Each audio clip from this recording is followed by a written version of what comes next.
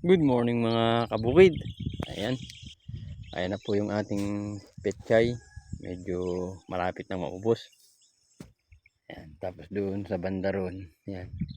Yan sa likod ng mangga may petchay pa rin tayo dyan. Pero bago maubos yan ay ito. Naka-prepare na po ulit tayo ng taniman. At tayo po ay magsasabog na uli ng petchay. Pagsasabog naman po ay ganito lang. Abono. 3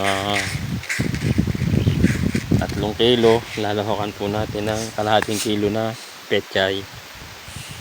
Ayan, ilahak lang po natin yung petchay. Sabon.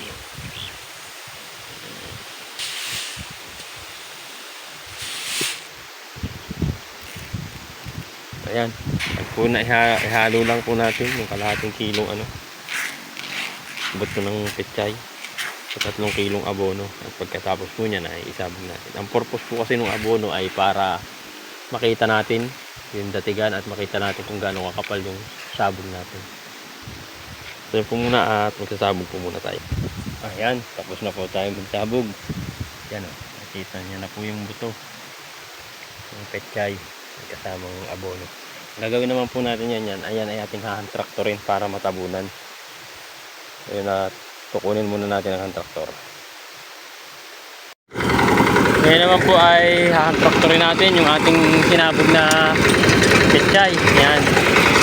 Pag hand traktor po ay huwag po natin masyadong pakalputin yung traktor para hindi lumalim yung tabo ng buto ng petchay.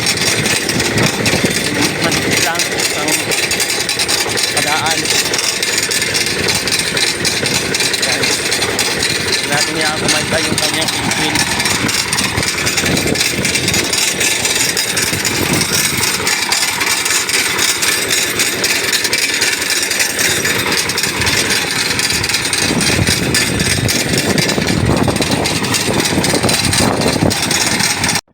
Yan mga kabukid.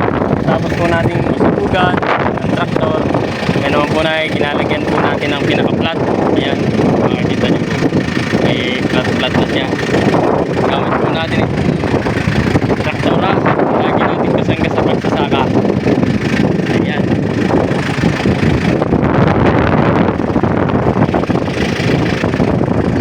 Napakadali ng pagsasaka kapag dito sa makinarya.